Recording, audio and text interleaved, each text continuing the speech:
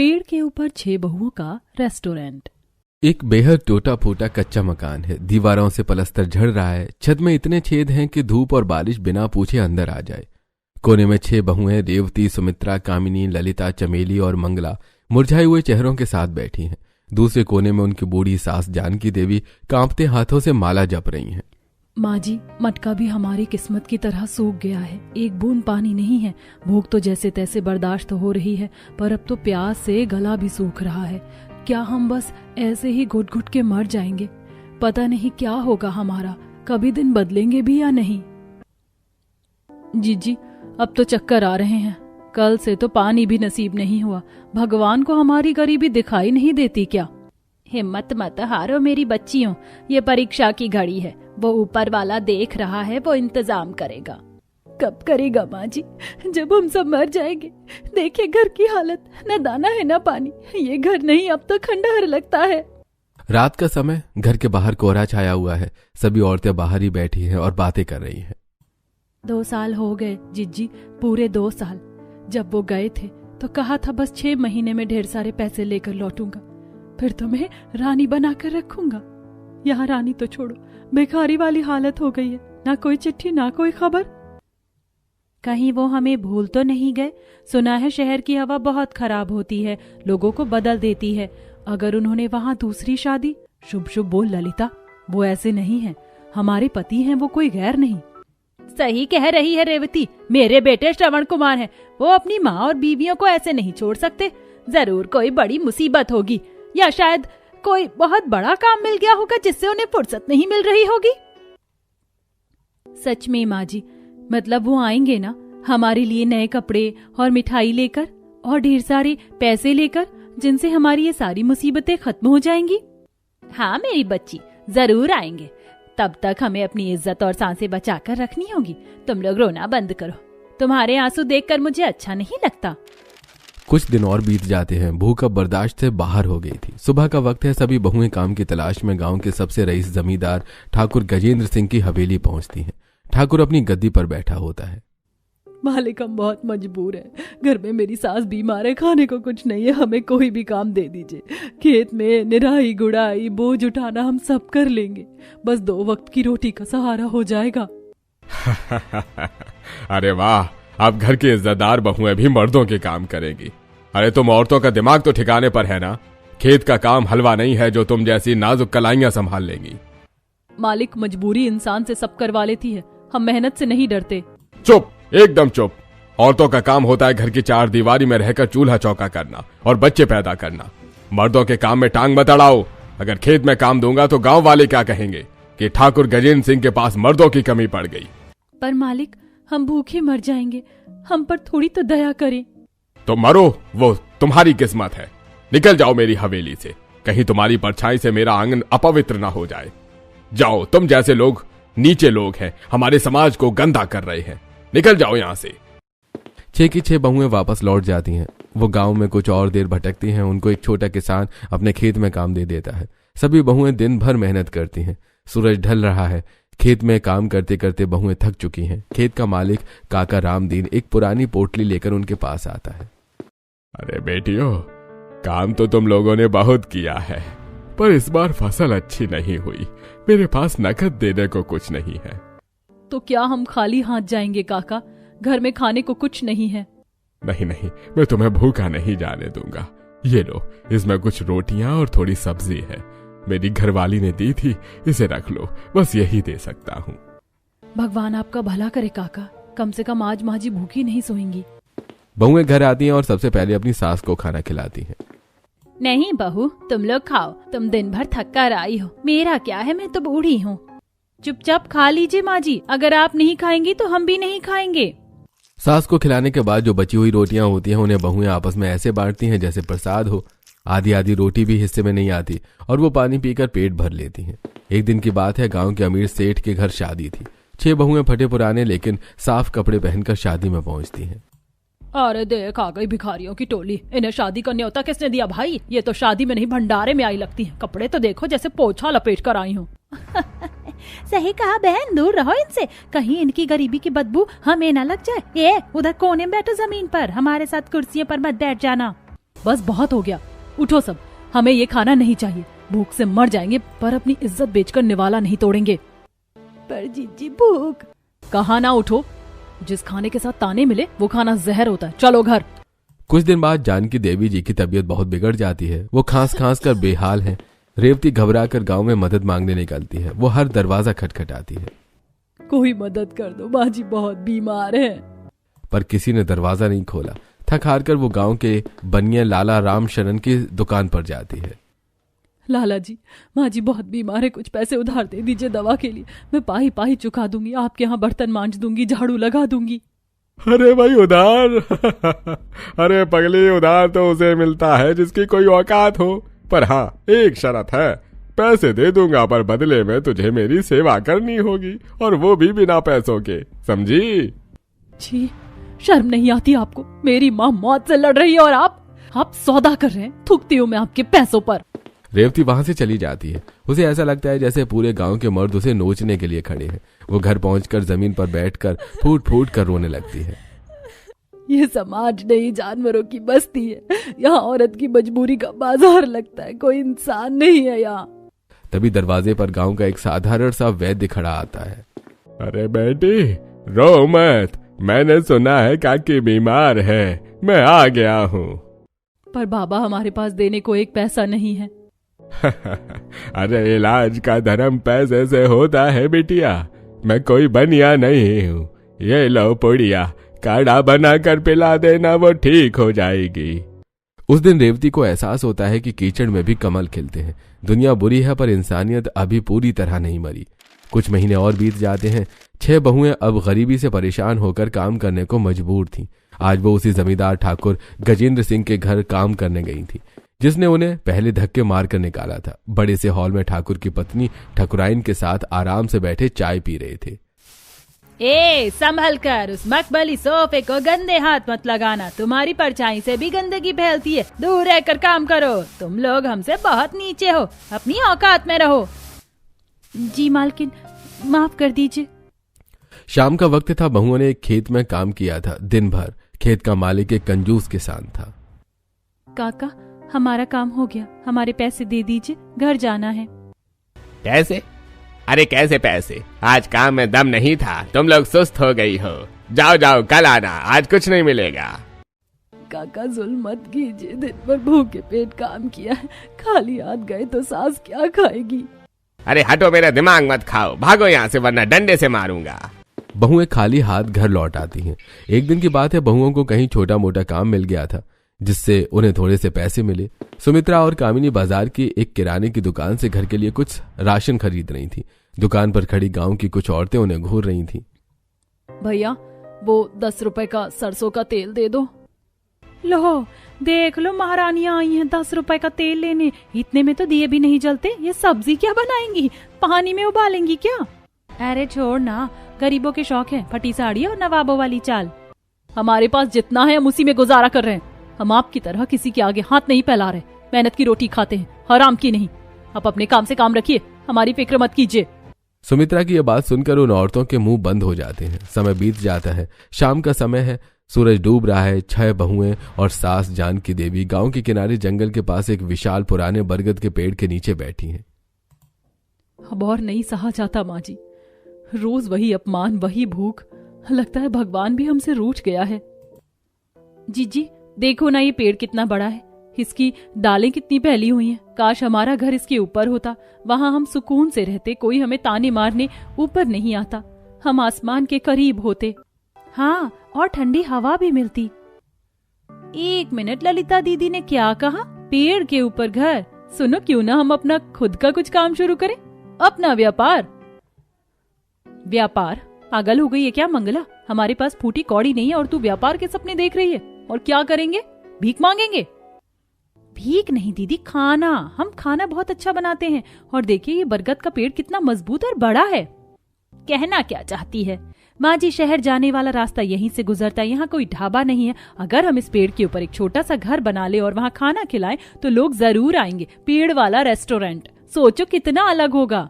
तुम सच में पागल हो गई हो। पेड़ पर रेस्टोरेंट, लोग हंसेंगे हम पर। हंसने दो दुनिया को, मंगला सही कह रही है। हम बांस, लकड़ी और रस्सियों से पेड़ के ऊपर एक रेस्टोरेंट बनाएंगे। यह अनोखा होगा, इसीलिए चलेगा। लगता है भगवान ने हमारे लिए एक नया दरवाजा खोला है सफलता प्राप्त करने का। अब कुछ भी हो जाए हम हारेंगे नहीं, जीतेंगे अब हम। चलो वो सब तो ठीक है, लेकिन हमारे पास तो बिल्कुल पैसे नहीं है रेस्टोरेंट खोलने के लिए। थोड़े बहुत तो पैसे चाहिए होंगे, हमारे पास तो फूटी कौड़ी नहीं है। तभी जानकी देवी धीरे से एक पुरानी चांदी की चूड़ी जो उनकी शादी की आखिरी निशानी थी वो बहू को दे देती हैं। रेवती ये ले, इसे बाजार में बेच दे। नहीं माँ जी, खबरदार, जो ऐसा सोचा भी, ये बाबूजी की आखिरी निशानी है। हमने सब कुछ खो दिया है पर ये नहीं, हम भूखे मर जाएंगे पर आपकी कलाई सूनी नहीं करेंगे। अरे पगली, ये चांदी का टुकड़ा मेरे किस काम का? मेरा असली गहना तो तुम 6 हो। अगर मेरी बहुएं भूखी रहेंगी तो ये चूड़ी मुझे काटेगी। इसे बेचकर कुछ पैसे ले आना जो काम आएंगे। समझ लेना तुम्हारे ससुर जी का आशीर्वाद है। जाओ, अब देर मत करो। अगले दिन से काम शुरू होता है। पैसे कम थे तो मजदूरों वाला काम बहुओं ने खुद संभाल लिया। रेवती और सुमित्रा जंगल से बांस काट कर ला रही हैं। ललिता और चमेली रस्सियों से उन्हें ऊपर खींच रही हैं। मंगला और कामिनी लकड़ियां काट रही हैं। गांव की औरतें उन्हें देखकर हंस रही थीं और उनका मजाक उड़ा रही थीं। अरे देख रही है, कलयुग आ गया है, कलयुग। अब घर की बहुएं बंदरिया बन गई हैं। ए रेवती, अब क्या पेड़ पर उल्टा लटक कर सोगी? पूंछ भी तो लगा लो पीछे, एकदम बंदरिया लगोगी। अरे ठाकुर साहब ने काम नहीं दिया तो वो पेड़ पर चढ़ गई। अरे ओ मैडम संभल कर, कहीं दाल टूटी तो हड्डी पसली का चूरमा बन जाएगा। घर जाकर बर्तन मांजो, ये मिस्त्रियों वाले काम तुम्हारे बस के नहीं हैं।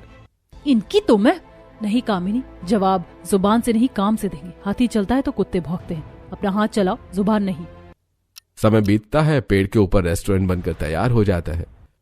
सुनो सब, हमने रेस्टोरेंट तो खड़ा कर लिया, लेकिन असली चुनौती अब है। हमारी जेब में ज्यादा पैसे नहीं है तो क्या हुआ, हमारे पास हमारा दिमाग है। हम बाजार के महंगे बर्तनों का मोहताज नहीं बनेंगे। हम खाना मिट्टी की हांडियों में बनाएंगे जिससे स्वाद दोगुना हो जाएगा। और रही बात ग्राहकों को खाना परोसने की, तो हम जंगल से पत्ते लाकर उनके पत्तल और दोने बनाएंगे। गैस का खर्चा भी नहीं करेंगे। खाना शुद्ध देसी अंदाज में मिट्टी के चूल्हे पर पकेगा। तो बस अब सोचने का वक्त नहीं है। चलो सब अपने अपने काम पर लग जाओ।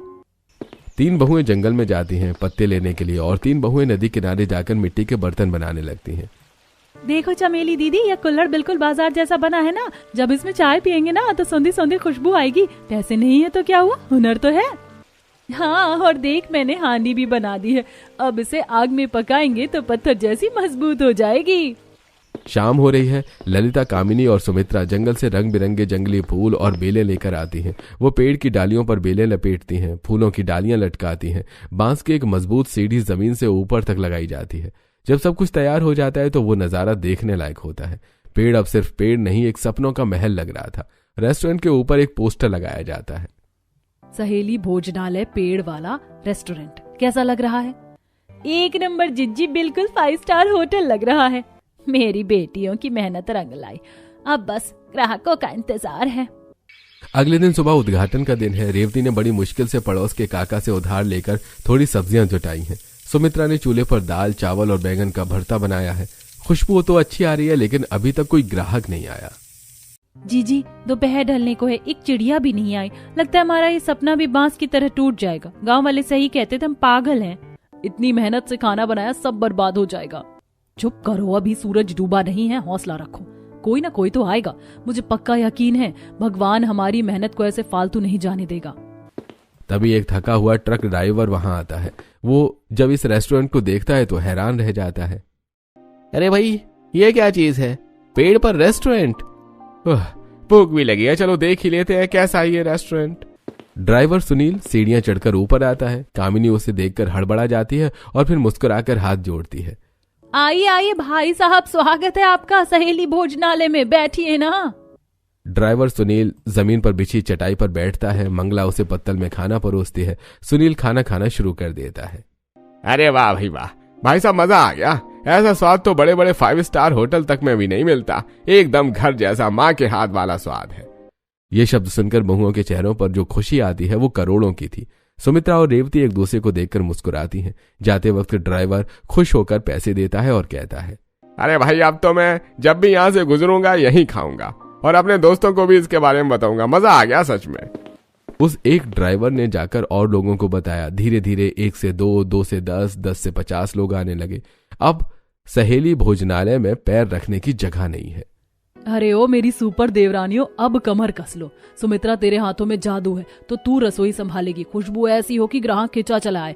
कामिनी, तू अपनी मीठी मुस्कान से गेट पर स्वागत करेगी। ग्राहक को ऐसा लगना चाहिए कि वो रेस्टोरेंट में नहीं ससुराल में आया है। मंगला, तू सर्व करने का काम करेगी। रफ्तार ऐसी रखना कि खाना ठंडा होने से पहले थाली में। ललिता, तू सजावट और सफाई देख। मजाल है जो एक मक्खी भी अंदर आ जाए। चमेली, तू पत्तल और बर्तन का मोर्चा संभाल, और मैं थोड़ी पढ़ी लिखी हूँ तो गल्ला और हिसाब किताब मैं देखूंगी ताकि कोई हमें चूना न लगा सके। चलो अब दिखा दो इस दुनिया को हमारा दम। ग्राहकों की भीड़ बढ़ती जा रही थी। लोग खाना खाने के साथ साथ पेड़ के ऊपर बैठकर सेल्फी ले रहे हैं, वीडियो बना रहे हैं। गांव वाले जो कल तक हंसते थे अब नीचे खड़े होकर ये सब देख रहे थे और जल रहे थे। रात का समय था। ठाकुर गजेंद्र सिंह अपने 2 लठैतों के साथ बरगद के पेड़ के नीचे खड़ा था। अरे इन 2 टकों की औरतों की इतनी हिम्मत कि ठाकुर के सीने पर मूंग डलेंगी। चढ़ो ऊपर और ऐसा तहस नहस करो कि कल सुबह ये रोने लायक भी ना बचे। तोड़ दो सब कुछ। लठैत ऊपर चढ़ते हैं और तोड़ा फोड़ी शुरू कर देते हैं और तोड़ फोड़ करके वहां से चले जाते हैं। सुबह जब सभी बहुएं वहां जाती हैं और अपनी रेस्टोरेंट की ये हालत देखती हैं तो हैरान रह जाती हैं और रोने लगती हैं। हाय राम, ये क्या हो गया? मेरा चूल्हा, मेरी मेहनत, किस पापी ने हमारे पेट पर लात मारी? हाय मैं मर गई, सब बर्बाद हो गया। सब खत्म हो गया जिज्जी, सब खत्म। हम गरीबों के नसीब में सुख गया ही नहीं। भगवान भी अमीरों का है। मुझे पता है कि ये सब उस ठाकुर ने ही किया होगा। उसे ही हमसे सबसे ज्यादा जलन हो रही थी। अब हम क्या करेंगे? राशन भी गया, बर्तन भी गए। अब हिम्मत नहीं बची अम्मा जी। लगता है वापस भीख मांगने के दिन आ गए हैं। खबरदार, जो किसी ने आंसू बहाया, रोने से क्या होगा? चूल्हा जुड़ जाएगा। अरे गिराने वाले के हाथ में सिर्फ पत्थर होता है, लेकिन बनाने वाले के हाथ में हुनर होता है। पर माँ जी, उन्होंने सब तोड़ दिया। तोड़ने दे, वो चीजें तोड़ सकते हैं, तुम्हारा हौसला नहीं। अगर वो 100 बार गिराएंगे तो हम 101 बार खड़ा करेंगे। उठ रेवती, दिखा दे उस ठाकुर को कि औरत जब घर बना सकती है तो टूटे हुए घर को जोड़ भी सकती है। उठो। जानकी देवी की यह बात सुनकर सभी बहुएं रोना बंद कर देती हैं और फिर से उठती हैं और नई शुरुआत करने का फैसला करती हैं। माँ जी ने सही कहा, हम हारेंगे नहीं। अगर गिरे हैं तो फिर से उठेंगे, लेकिन हारेंगे नहीं। हम अपनी किस्मत बदल कर ही रहेंगे। कुछ महीने बीत जाते हैं। बहुओं ने न सिर्फ रेस्टोरेंट फिर से खड़ा किया बल्कि उसे और भी सुंदर बना दिया। अब नजारा बदला हुआ है। पेड़ के नीचे महंगी महंगी गाड़ियां खड़ी हैं। ऊपर सहेली भोजनालय में पैर रखने की जगह नहीं है। शहर के लड़के लड़कियां कैमरे लेकर खड़े हैं। सुमित्रा चूल्हे पर अपनी स्पेशल जड़ी बूटी वाली चाय बना रही है। खुशबू से पूरा रेस्टोरेंट महक रहा है। हेलो दोस्तों, स्वागत है आपके अपने चैनल पर। आज हम आए हैं उस जगह जो इंटरनेट पर तहलका मचा रही है, पेड़ वाला रेस्टोरेंट। और मेरे हाथ में है सुमित्रा दीदी के हाथ की जादुई चाय। लोग कहते हैं इसमें ऐसा नशा है कि एक बार पियोगे तो सब कुछ भूल जाओगे। चलिए टेस्ट करते हैं। ओह माय गॉड, ये तो सच में अमेजिंग है। इसका टेस्ट कितना ऑर्गेनिक है ना। शहर में तो हम बस केमिकल पीते हैं। दीदी क्या डाला है इसमें? अरे मेम साहब, कुछ नहीं, बस जंगल की तुलसी, अदरक और थोड़ा सा प्यार है। कामिनी सभी का स्वागत कर रही थी और भीड़ को कंट्रोल कर रही थी। अरे भैया धक्का मत दो, सबको मिलेगा। मैडम जी, आप लोग उधर कोने वाली टेबल पर बैठ जाइए। मंगला देख रही है, आज तो सांस लेने की फुर्सत नहीं है। ये वीडियो बनाने वालों ने तो हमें मशहूर कर दिया। जी, इसे वायरल होना कहते हैं। अब देखिएगा हमारी किस्मत कैसे रॉकेट की तरह उड़ती है।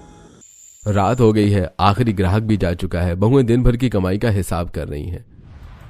जी, एक बात बोलूं? बोलो ना। अब क्या खुरापात सूझी है तुझे?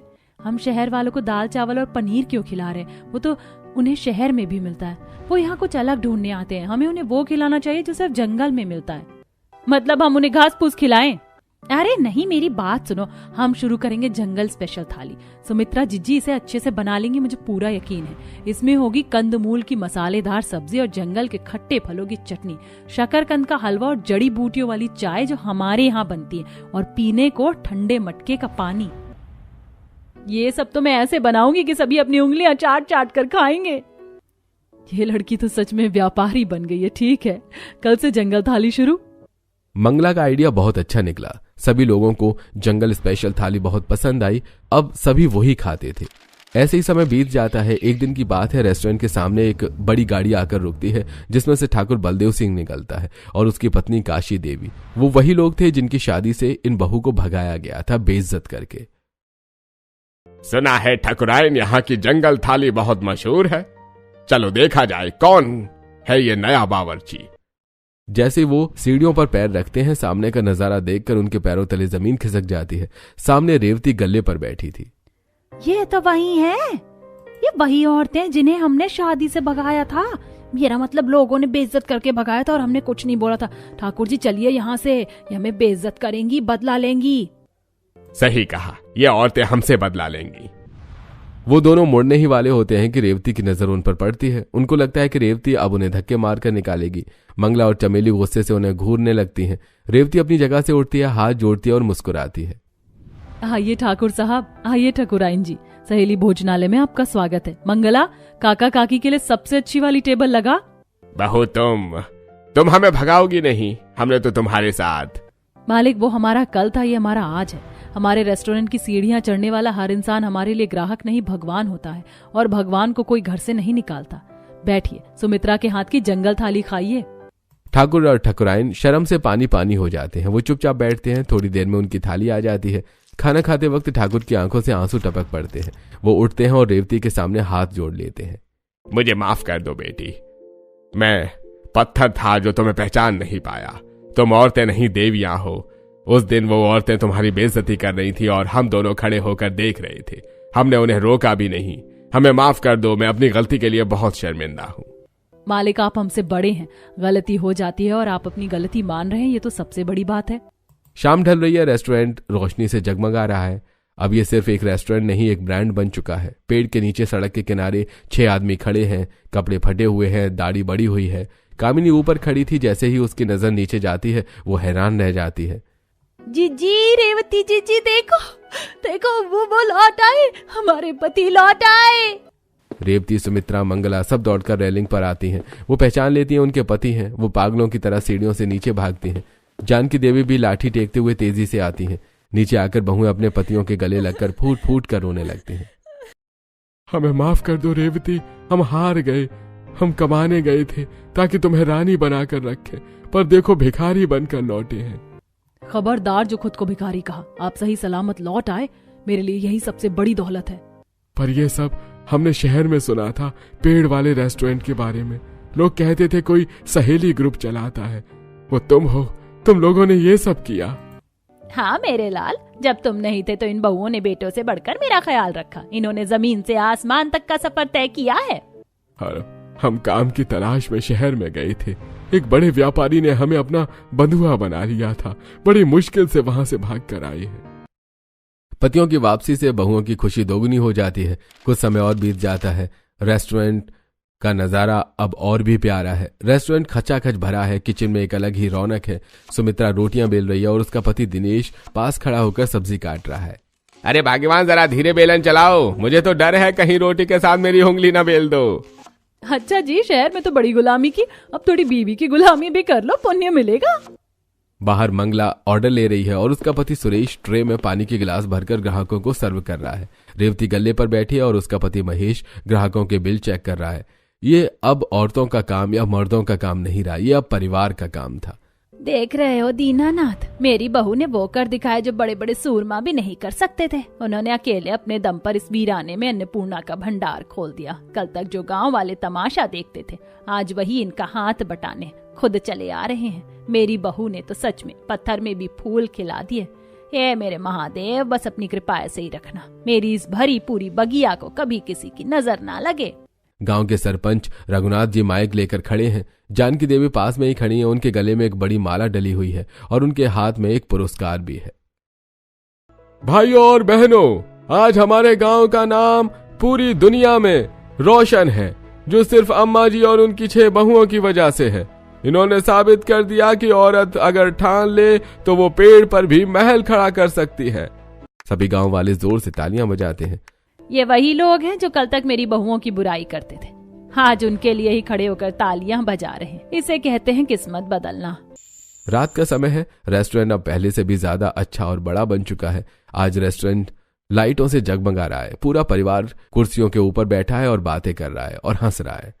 कुछ भी कहो, अगर सब साथ होते हैं तो कुछ भी कर सकते हैं। और हाँ, किसी ने सही कहा है, जब भगवान एक दरवाजा बंद कर देता है तो साथ में दूसरा भी खोल देता है।